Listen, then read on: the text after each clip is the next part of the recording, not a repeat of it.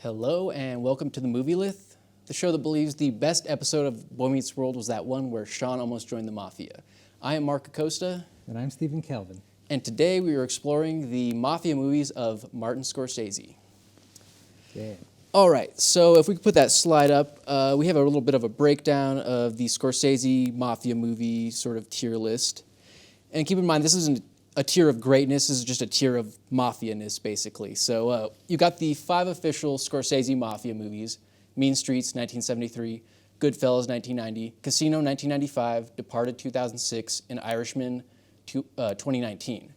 And you'll notice there's stars next to Goodfellas, Casino, and Irishman because those three sort of have the stylistic, spiritual connection. The other two are a little bit different, and we'll get into that later. But tier 2, you have the HBO Terrence Winter Mafia TV shows, which are Boardwalk Empire and Vinyl. These are shows that were co-created between Martin Scorsese and Terrence Winter, who was a former writer on The Sopranos. Martin Scorsese was a creative influence throughout the entirety of both these series, but he directed the pilot episodes of both of them. So we'll be mostly focusing on that.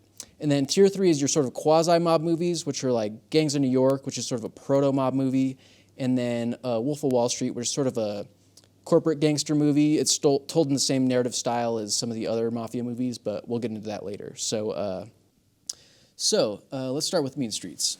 Scorsese's first movie, 1973. He had done a couple of director-for-hire gigs, but this was considered his first true movie, like his passion project, which he wrote and directed. Mm-hmm. So what did you think of Mean Streets, Stephen? Oh, I liked it. It had a very distinct grittiness about it when you see them like running around like the streets of New York, how like they're all just low-level guys working their way. It's just really interesting. Yeah, I think Mean Streets. I think gritty is a good word to describe this movie because it's really like low down. Like we'll talk about like Goodfellas is like about low-level mobsters, right? Mm-hmm. But like this movie is really low level, like as low as you can get and still be like kind of involved in the mob. I guess Keitel is kind of like on the upward path because his uncle's in the mob. Yeah. But really like De Niro's character, you see like he owes money to people all over town and stuff like that. Yeah, and even when you see the violent scenes in those ones as compared to like his later works, you see that it's just kind of just like scrapping kind of barroom brawls.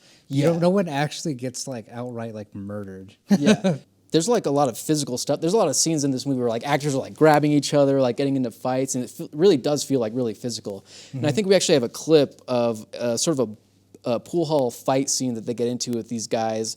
The deal they're talking about doesn't even really matter that much, so we can probably just roll to that clip, and you can see like this is a very realistic sort of like bar fight scene. It's just a brawl, and you see how dedicated every actor is really to like making it look realistic. So yeah, let's throw that clip from Mean Streets real quick. But I didn't say nothing. And we don't pay mooks. A mook? I'm a mook. Yeah. What's a mook? A mook? What's a mook? I don't know.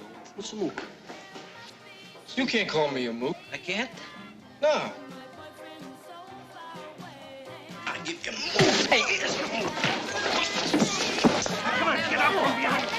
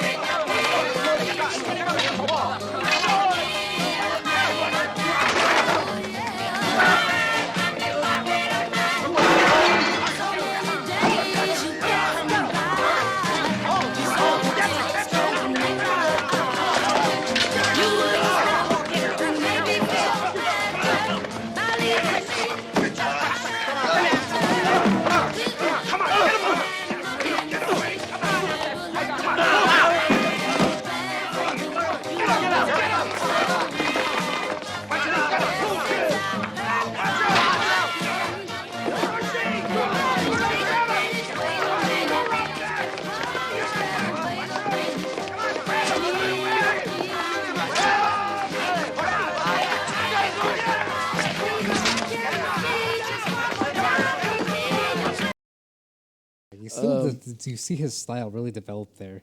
Yeah, there's a lot of early like Scorsese stylistic stuff, like sort of the needle drops, like the song with that scene, or there's like some cool like slow motion shots over music that you kind of see in like Goodfellas and some of his other movies that are pretty sick. And you sort of see like his early style in this movie. Yeah, noise music of that time. It's Yeah. interesting.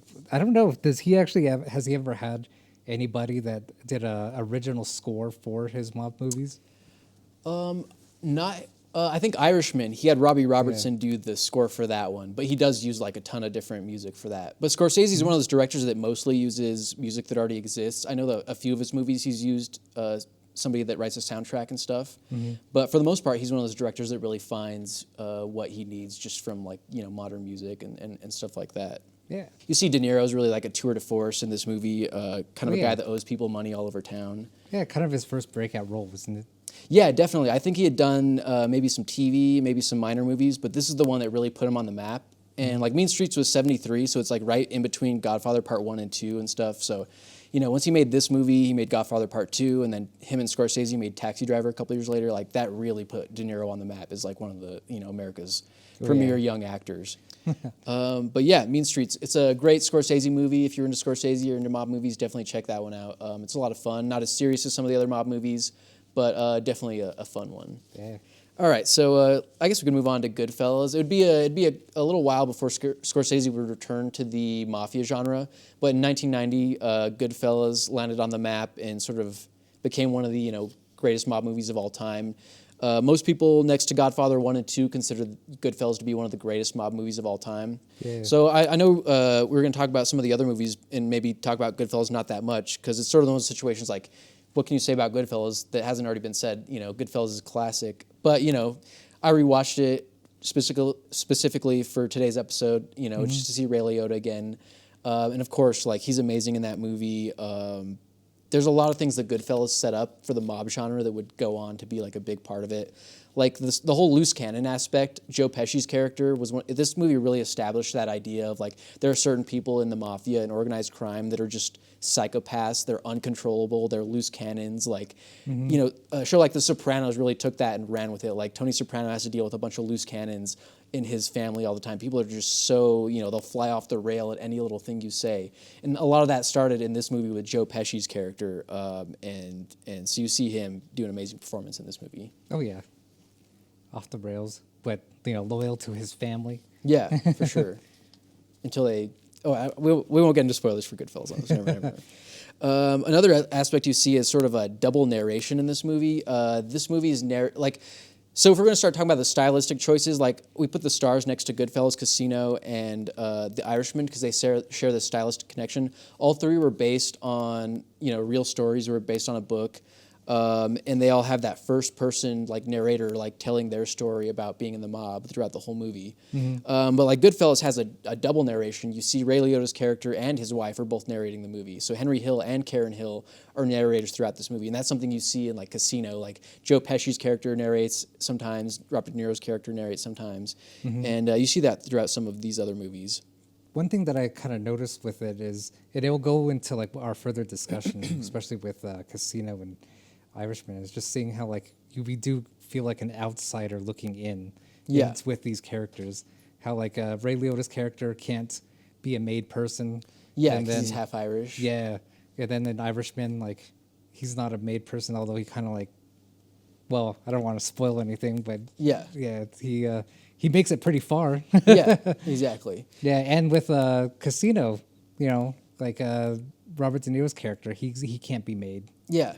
But I guess the last thing I'll say about Goodfellas is there's a lot of things Goodfellas introduced to the genre that like went on. Like Sopranos takes a lot from Goodfellas. Like you see like those domestic aspects of it. Like there's the scene where I won't say who it is, but there's a certain character that gets killed in Goodfellas, and his wife, who they're all good friends. Everybody knows each other. Like once he goes missing, his wife shows up at their door, being like, "Oh my God, I haven't seen him. Have you guys seen him?" And like it's not just that easy to just kill somebody. These people are all part of like a social circle, and like. When somebody goes missing, their wives are going to panic. And you see that on Sopranos like all the time. You see them they address that domestic issue, whereas other mob movies will sort of like brush over that kind of stuff. Goodfellas started to bring that aspect into it. And so it started to change the genre a little bit, started to advance it, I think. one thing that's interesting about Goodfellas is that they are like low-level mobsters, like, and like the boss in the movie, Paulie, he's the boss of their crew, right? You never actually see the boss of like that family that they're in. Like it's more compartmentalized. Like Paulie's the boss of this specific crew that these guys are working in, you know. Whereas a movie like Godfather is about like the very tip top of the mafia. Like it's about the guys running the most powerful, you know, family in the mafia. This is like super low level, super compartmentalized. And I think one thing that Goodfellas shows is like there's a million stories to be told about, like, you know, stories in the mafia, like one guy's experience of a certain thing that happened, you know, in the mob. And that's what Goodfellas, I think, sort of really like reinvigorated the whole genre, where a lot of people are like, you know, oh wow, we can still tell a whole bunch of great stories, and it's not going to get old necessarily. Oh, yeah. All right, so let's get into Casino here. So I think you and I are both in agreement of the Scorsese mob movies. I think both of our favorites is Casino, right? Oh, definitely. Yeah. Casino stands out for me as like the best mob movie for me. Yeah. Well, other than I guess Godfather, but Yeah. No, I'll agree. Casino, Goodfellas is great. Irishman, all these other Scorsese movies are great, but Casino does something for me that I don't know. It's my favorite. It has the Vegas aspects. I think a lot of it is because De Niro's at the center of the movie. Like De Niro's great in Goodfellas, but he's not the center character, right? But in this movie, he is the central character. Like he's the star. He's in almost every scene. And also, I think Joe Pesci's character in this movie is even more of a crazy loose cannon than he is in Goodfellas. So it's even more fun to watch him in this movie. yeah, and he's a made man in this one. Yeah, that's Yeah. right. He's super important in this one. And yeah, I mean, the dynamic between him, like the whole thing about this movie is Robert De Niro's this Jewish mobster that's really good. He was a really good bookie and stuff. And the Chicago Mafia put him in charge of one of their casinos. And it's about him running it. But he's sort of has to work with Nicky Santoro, this sort of crazy loose cannon character that works for the Chicago Mafia, always causing problems, always trying to like pull like little heists and schemes everywhere. Whereas De Niro's character, Sam Ace Rothstein, is trying to just run a casino, trying to be somewhat legitimate, right? Yeah. And I guess one funny thing about this movie, I think we mentioned this in the last episode we did, was like a lot of these mob movies try to be about a relatable person, right? Like, you know, Henry Hill didn't ever kill anybody, as far as we know. Like the guy that Ace Rothstein's based on didn't kill anybody, as far as we know. So they're like a relatable person. They're like caught up in this like swirl of like the hurricane of the mafia, but they're still like a relatable person. And there's like that scene where they do the flashback to Chicago where Ace Rothstein like asks that guy's like, "Is this your pen?" And the guy's like, Thank you. Why don't you take that fucking pen and shove it up your ass, you fucking jag-off? and then Nicky, Joe Pesci's character, takes the pen and starts stabbing him and like kicking him on the ground, right? And like the narration from Sam Rothstein, he's like, oh, I don't know, I was just asking the guy about his pen, and then Nicky came and like started beating on him or whatever. While I was trying to figure out why the guy was saying what he was saying, Nicky just hit him. Like the way he just like removes himself from the situation is like, I didn't do anything, blah, blah, blah. That's kind of like the whole movie. Like people are getting killed all around him and stuff, but he's just like this kind of relatable guy trying to run a casino. Yeah. And that's one of like the really fun aspects of the movie. Oh yeah, I feel like I definitely relate to Sam Rothstein's more because he's cool, calm, and Yeah. collected. And then He is calm and collected, for he's sure. stoic about everything. But then you have like, you know, Nicky over here who's just like hedonistic and so gives into everything. Yeah, he's just flies off the handle. And actually, that'd probably be a good point to throw to this clip here. This is a scene between Robert De Niro's character, Sam Ace Rothstein, and Nicky Santoro, Joe Pesci's character, where they're meeting out in the desert. This is when things are starting to get a little bit tense between them. But this scene's a good example of like both of their characters and how they kind of act throughout the whole movie. So let's go ahead and throw that clip.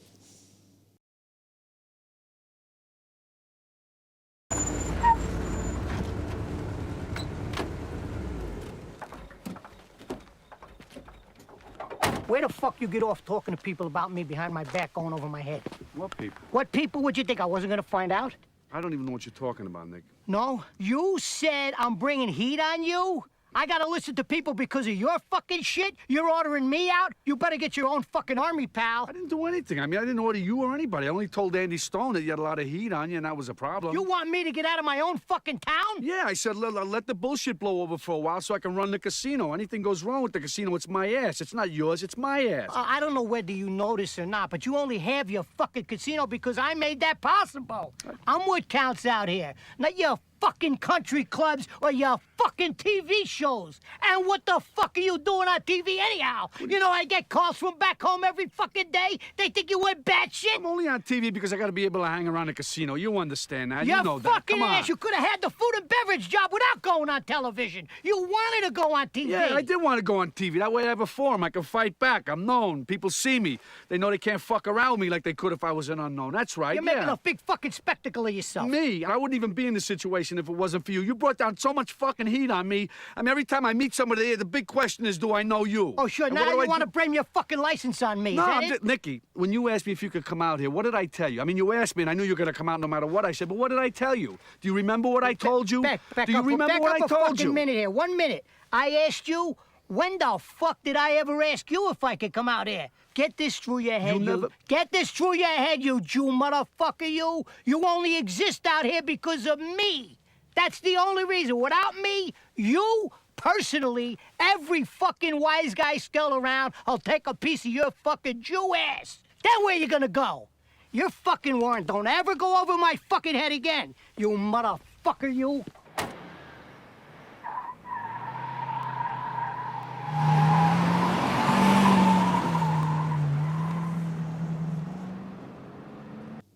Sorry, I should have given a warning about how many F-bombs were in that scene right there.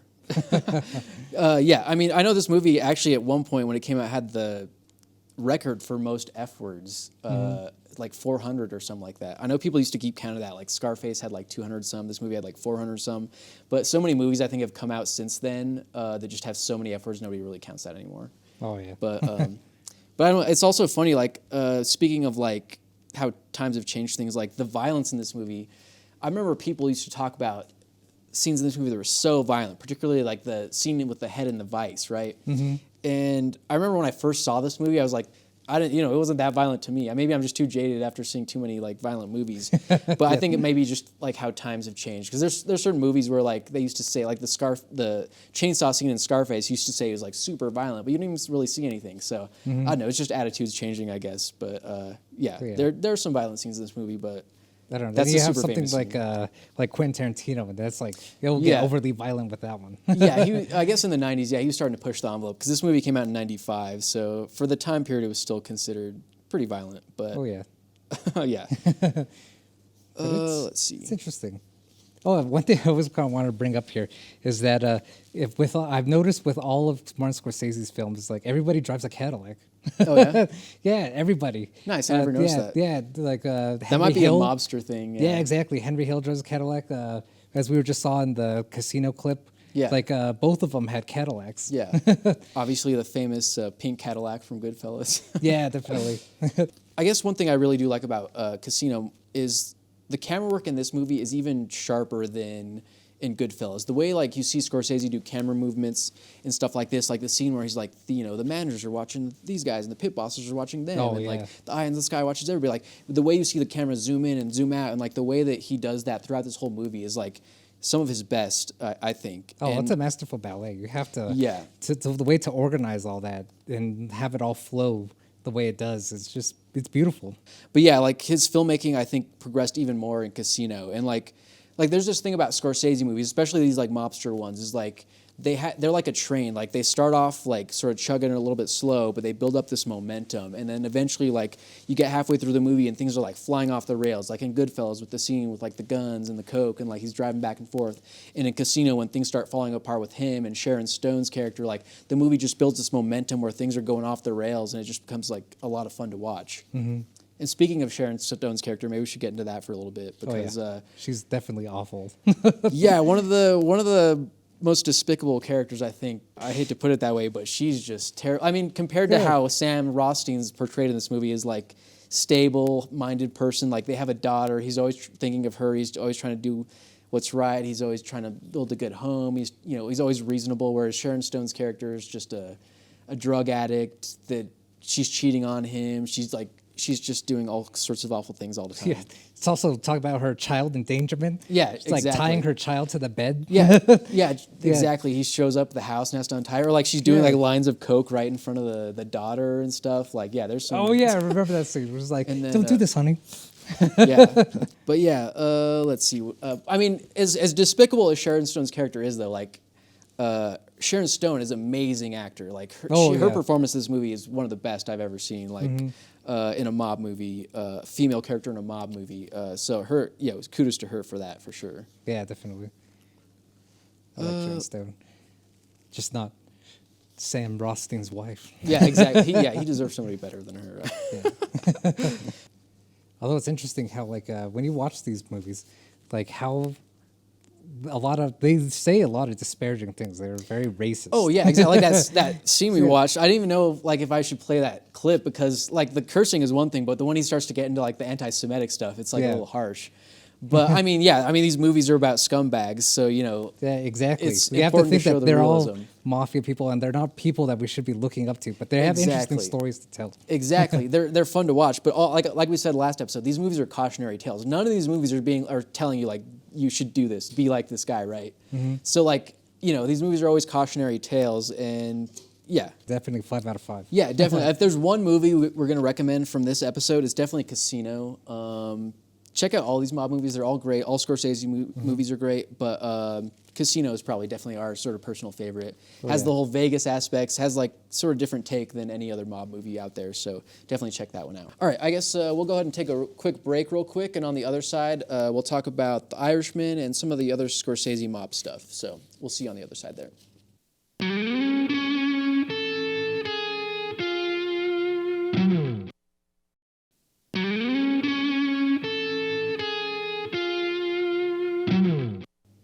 Hello and welcome back to the Movilith. As you can see, we stopped in for a nightcap here at this diner, so finish off the show. Yeah, definitely. Yeah. All right, so let's talk about Departed now, which came out in 2006. And this is a sort of a different Scorsese movie mainly because it's about the Irish Mafia, not the Italian Mafia. But it's also told in sort of a different, like it's not a first-person narrator like the other movies. It's sort of a different narrative style. It's based on a Hong Kong movie called Infernal Affairs from 2002, and they do the whole like, there's a rat in each organization. Like you got the undercover cop, and you got the rat inside the police department. And so this movie's sort of based on that, but it's also based on Whitey Bulger and his Winter Hill Gang, and sort of loosely based on all of that. But yeah, it definitely has a different tone because it's an Irish mob movie. I think this sort of began a wave of Irish mob movies. Like a lot, you see Black Mass a few years later. You see other Irish mob TV shows and movies coming out after this. Yeah, and like the thing about this movie, part of this, I'd say, is sort of part of the wave of Irish mob movies comes about, I think, partly because The Sopranos ended in 2007, and a lot of people felt like it sort of fished the lake dry as far as Italian mob stories go for a while. You know, we would see a lot more Italian mob movies come later, but for a while it felt like people wanted to do something different, and so like Departed came out, Black Mass came out a few years later. But yeah. Which character do you identify more with in The Departed? Between like Matt Damon and DiCaprio? Yeah. I'd say DiCaprio just because I'd like to think I'm not a total piece of shit. I mean, Matt Damon, yeah, he is a pretty big piece of shit in this movie. I don't know, it is frustrating seeing him like kind of interrupt some of the like operations that they're having and stuff. But yeah, I mean, that's the whole interesting thing about this movie. It's sort of like it's equal on both sides. Like DiCaprio's the rat within the mob. Matt Damon's the rat for the mob in the police department and stuff. And we won't get into like how this movie ends, but it has like a whole crazy ending with the way it all turns out. But certainly a badass Scorsese movie, and it's certainly one that's different from anything he had done before. Oh yeah. One thing that kind of stuck out with me, and it's kind of like you see it through all mob movies, is definitely, but in this one it just kind of spoke to me more. It was like you definitely see how toxic the guys are. Oh yeah. The toxic masculinity that just comes out from these people. Yeah. Yeah, I mean, and, Jack Nicholson's character is, certainly, he is a pretty big piece of shit in this movie. And then, they always say, like, the rat, you always have to flush out the rat and such, but they're both rats, like as you said. Yeah, exactly. It's all about, like, perspective. Like, from the mobster's point of view, like, they're the good guys or whatever, and they're, like, fighting the cops. And the cops are, like, they know they're doing the right thing, trying to go after the mobsters. And like, the whole threat to DiCaprio where, like, they talk about possibly erasing his entire file, and there's like no record of him ever being a cop. And they're like, well, then you're just a straight up mobster, like you're just a criminal. People won't ever know that you're like undercover. So yeah, there's a lot of interesting aspects to Departed. Cool. So I guess we could move on to Boardwalk Empire for now. So yeah, I mean, we talked about we'll talk about the Irishman at the very end when we'll get into the spoiler zone, because it's hard to talk about that movie without getting into spoilers. Yeah. But for now, we'll talk about the two Scorsese HBO TV shows. Now, these were both shows made on HBO that Scorsese made with Terrence Winter, who was a writer on The Sopranos. They co-created these shows, and Martin Scorsese directed the first episode of each series. He was a creative influence throughout the entirety of both series, but mainly what we'll be talking about is like he directed the pilot episode of Boardwalk Empire and the pilot episode of Vinyl. So let's start with Boardwalk. Boardwalk's a great show, went 5 seasons. He directed the pilot episode, which sort of sets everything up. The show begins in 1920, and it's all about Prohibition. And it's sort of surprising as much as, you know, as big as Prohibition was to the Mafia and how it made them, there aren't that many movies that actually explore Prohibition. Like, you know, Untouchables sort of explores the tail end of it, but you know, Boardwalk really saw that there was fruitful territory there, and so they go to the very beginning of Prohibition, and they get really into like how like it all made the Mafia huge, and you see like young Al Capone, young Lucky Luciano, and the main character Nucky Thompson, who's based on character Nucky Johnson, a real life character. But yeah, I mean, this show is really great. It really takes you away to like another time and place, like the suits, the cars, everything. Like it's one of those shows where you can really like disappear for an hour into like a whole other like time period and stuff. So, what'd you think of Boardwalk Empire? Oh, it's a great period piece. Yeah, and as you said, like one thing that Scorsese does really well is that I think why we're so attracted is he opens up what this world is, and he kind of lays it out for us with these characters. And when it comes to period pieces, yeah, it just like it beautifully unfolds where you start to see, all right, these are the major characters, and this is where we're going with it. And we kind of have an idea, because like with Al Capone, we kind of know that he's going to be this big person later on. Yeah, and you see that like over the course of the series in like this amazing way. And like a lot of these Scorsese mob movies are period pieces. They're about specific time periods. Yeah. And like Scorsese's really good at showing you what people were like in the time periods and the kind of decisions they would make based on, you know, the technology of the time. Boardwalk Empire is like a show where like you could kill somebody, bury them in the forest, and if you didn't ever tell anybody, there wasn't much that anybody could do to like track you down and find out that you were the person. So like he really shows the kind of people that exist in these times, like the mobsters, the things they could get away with, the kind of people they would be based on sort of like what they could get away with in a lot of ways. Oh yeah. And one thing I really love about Boardwalk is it's about various mafia groups. So like it gets all across the board about like different organized crime groups in that time period, and sort of touches upon all these different like subgenres that we've been talking about and stuff. But yeah, on that note, I think we actually have a clip from Boardwalk that we can kind of throw to real quick. And this is just a clip that shows sort of how Nucky, Steve Buscemi's character, how badass he is as a boss. He runs all these casinos. He's also like Atlantic City's county treasurer, so he sort of has one foot in the political world, one foot in the gangster world, and so that's like sort of a thing that defines his character in the show throughout the whole series.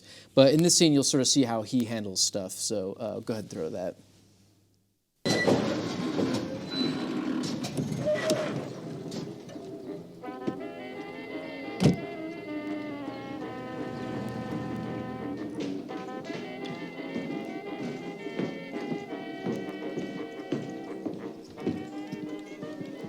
Where is he? Eating with the Italian fella. I don't want to say nothing, but this Rothstein's a cheater. Honestly, if he wasn't who he is, they'd have found him in the fucking alley. Well, he is who he is. Well, that's why I called.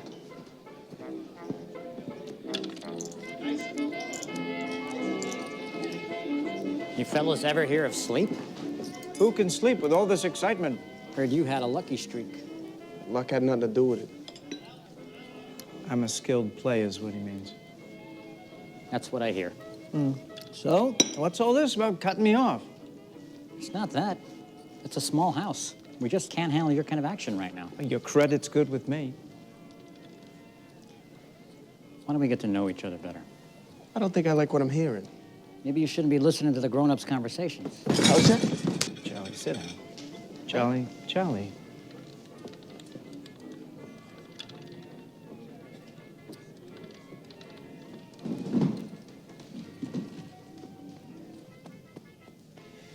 As of now, you owe me, what, 93 grand. Less 60 for tonight's load knocks it to 33. So you could keep playing then. I don't gamble where I don't feel welcome. Sorry you feel that way. Cash him out.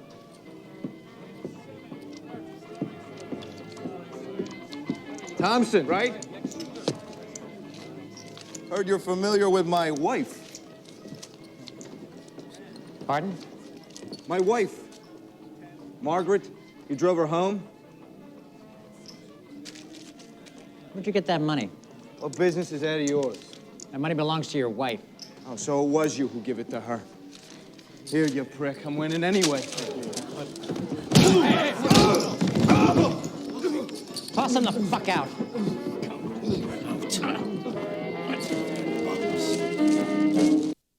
The vultures. Yeah, so this show is really about like it takes place in Atlantic City, which was like, you know, the Vegas before Vegas, right? Like back in the East Coast. And it was a city based on like tourism, people coming to gamble, coming to drink. And so when Prohibition hit, it was like, you know, are people going to come? Like the whole town was at risk of dying, right? So this guy, Nucky Thompson, he had to make sure the liquor kept flowing like throughout the whole city. So he's making deals with mobsters. He becomes like an importer of liquor. And this show does take certain liberties with history. Like if you look into the real history, it is pretty close in some aspects, but it does take liberties with certain things. But yeah, it's about how he had to keep the liquor flowing in Atlantic City for the city to keep functioning. And so he was sort of the king of the town. He was the county treasurer, but he was basically the de facto mayor. The mayor answers to him in the show. Like he runs the whole thing. But yeah, like great show. Definitely check it out. Like across 5 seasons, this show tells, I think, one of the best like sort of connected stories. It takes itself seriously as a series trying to tell one big story. Like the series finale, the final season of this show is one of the best I've ever seen. Like everything comes together in this great way. So I definitely recommend it to a lot of people. Nice. I'll have to continue watching it. Yeah, for sure.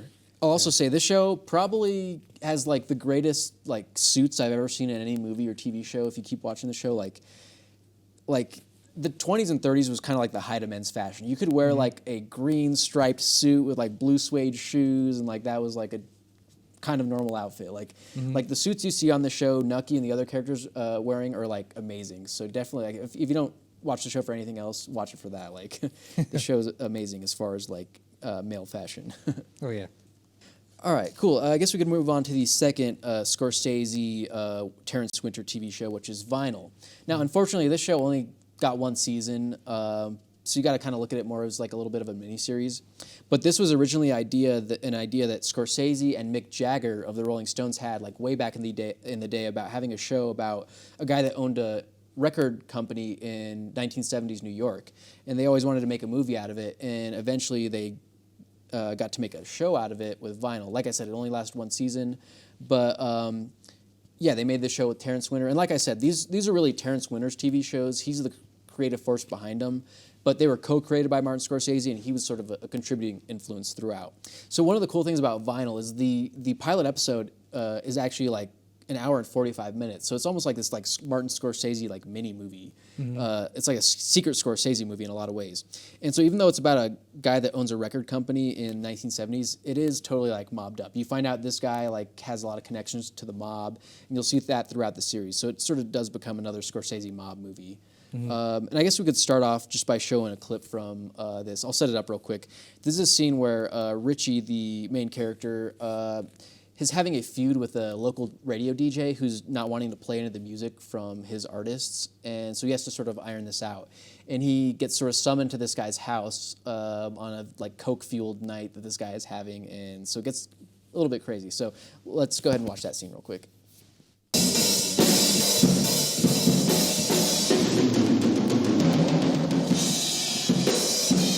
Hey, Richie! Fuck took you so long? Would you come here by fucking Schwinn?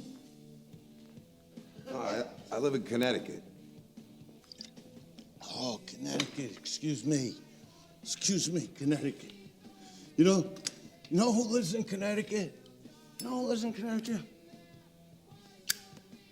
Bunch of blue-blooded cocksuckers living in the middle of the woods with that dirty little secrets and that Lyme disease.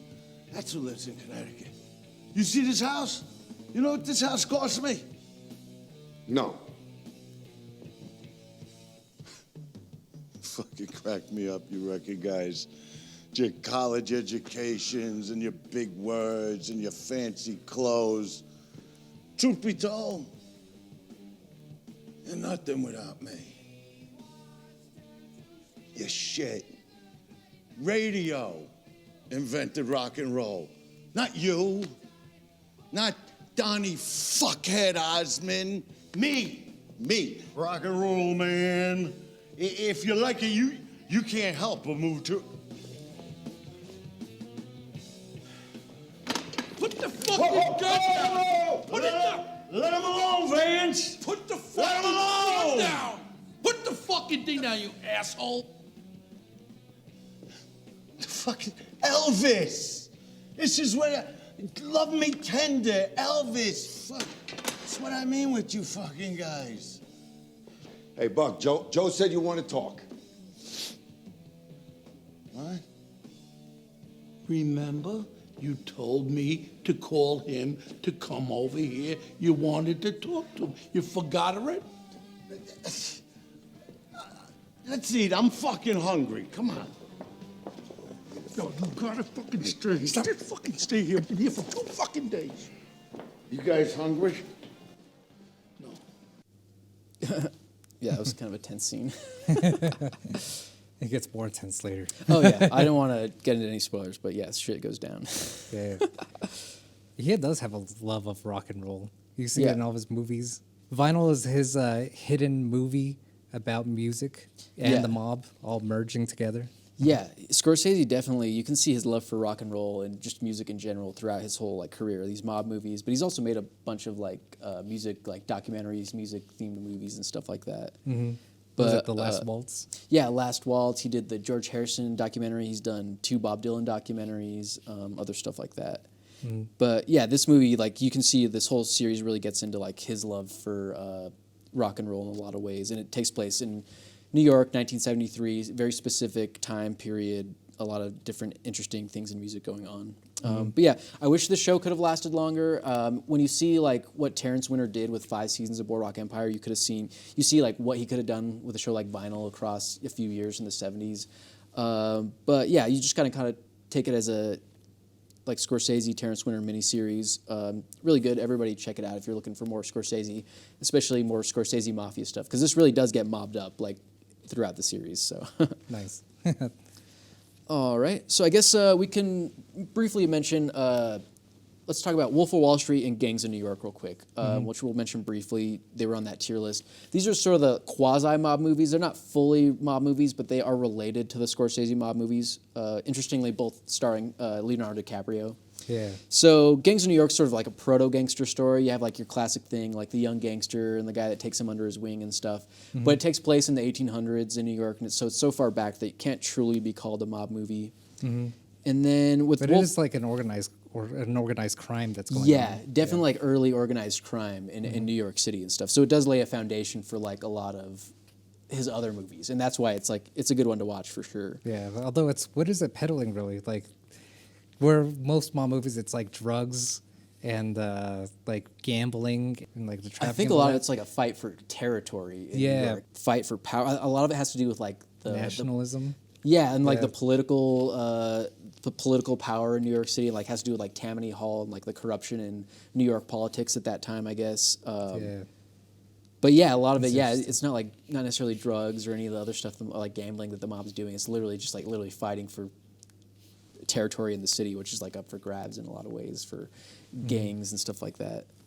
And then on the other side, you got Wolf of Wall Street, which is really like about like a corporate gangster. And this movie's done like in the same like style as like Goodfellas and Casino. It's like based on a book, based on a true story, first person narrator telling you their story, has that whole like momentum where things just go off the rails. You know, it is organized crime, like it's corporate white collar criminals, you know, getting away with a lot of stuff. So I feel like it's Scorsese in a lot of ways saying like these are the new gangsters in a lot of ways. Oh yeah, definitely. I had never really even heard of Quaaludes until that movie. Yeah, I mean Quaaludes. I guess they stopped making them in like the 90s or 2000s or something. So they're like they're a thing of the past. But yeah, apparently people used to take them and. Yeah. You think Martin Scorsese took Quaaludes? Oh, I'm sure. Like Scorsese's known to have. He had a pretty bad cocaine problem. I wouldn't doubt a lot of the drug stuff in these movies is from like firsthand experience. But you know, Scorsese's got his shit together for sure. And sometime in the 80s or so, I think he's good. But I mean, you know, just know he does have some actual experience with snorting a lot of cocaine and other drugs. So. All right, I guess that sort of opens us up to our final movie that we're going to talk about, which is Scorsese's most recent mob movie, potentially his last mob movie, you never know, which is The Irishman.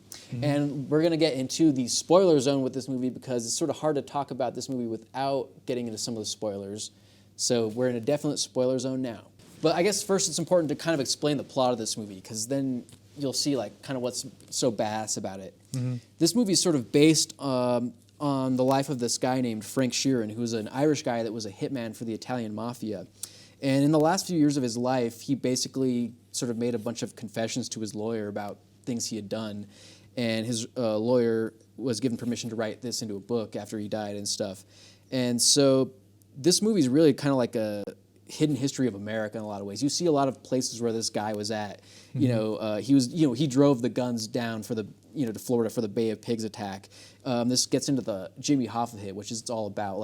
So Jimmy Hoffa was the leader of the Teamsters Union, which is a trucking union. It's the biggest union in America. Had a huge amount of political power. Even to this day, they have a huge amount of political power. And Jimmy Hoffa was the leader of the Teamsters Union. And this was at a time when the unions were like totally ruled by the mob. So any leader of a union was sort of going to have to, provide for their union members, but also have to deal with like the mafia in a way. And Jimmy Hoffa was sort of seen as a guy that was good at dealing with the mob and providing for his union members. Hugely popular. But he went missing in 1975. Everybody assumes that the mob killed him because he was involved with the mob. But no one's ever known what happened to his body. Like that, it's become one of the greatest mysteries in American history.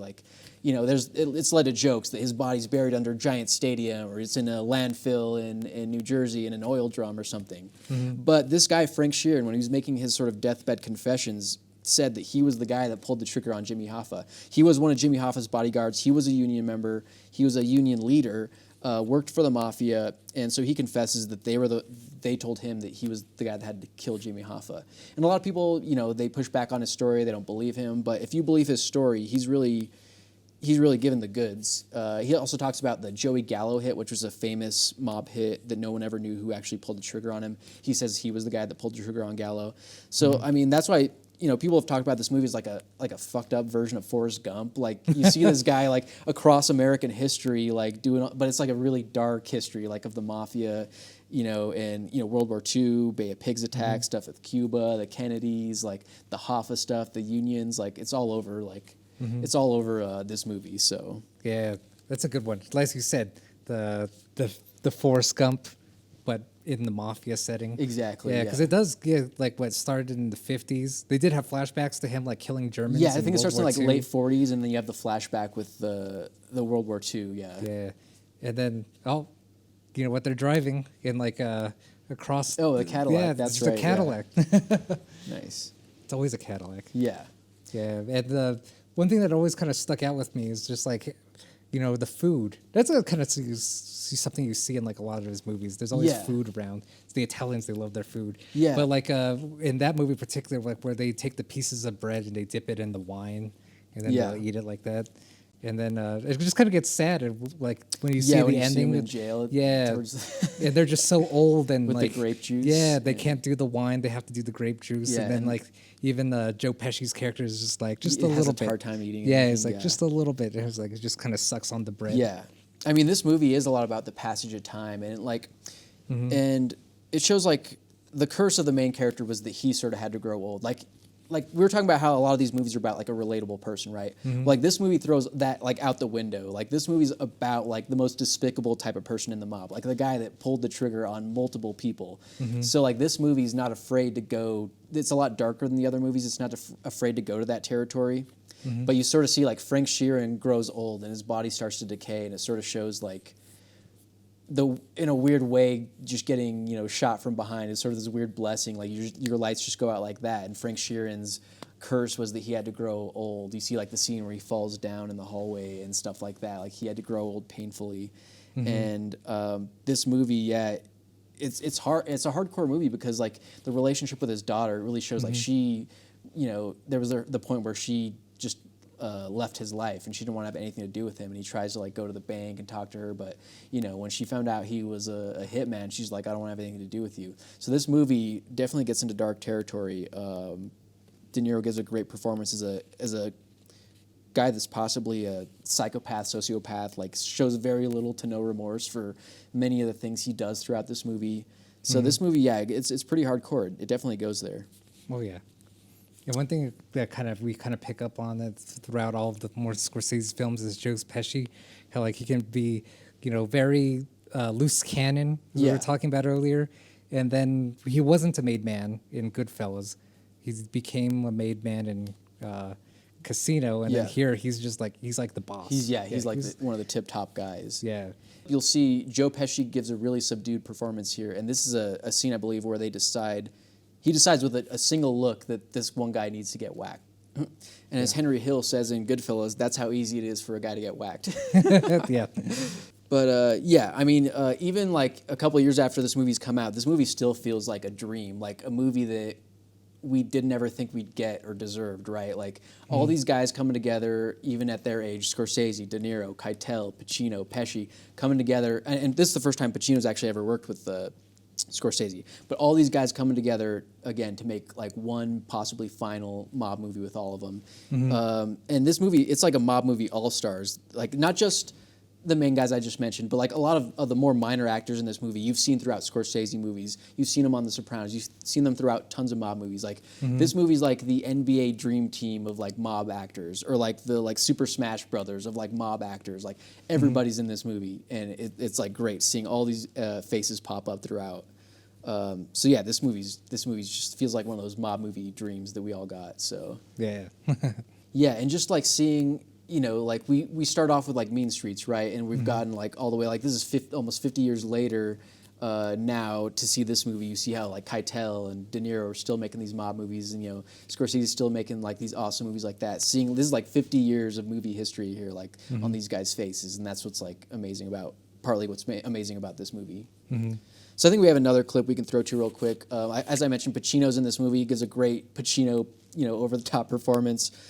So here's a clip of Pacino at a meeting with a guy named Tony Provenzano, who's kind of a rival of his. They spent some time in prison. They don't see eye to eye on a lot of things. And this is after Jimmy Hoffa had to do a stint in prison, and he's trying to climb his way back to being the union president, and he needs sort of the endorsement from Tony Pro. So this is sort of a longer clip, but this is a long-ass movie, so a longer clip for a longer movie, and we'll talk to you on the other side.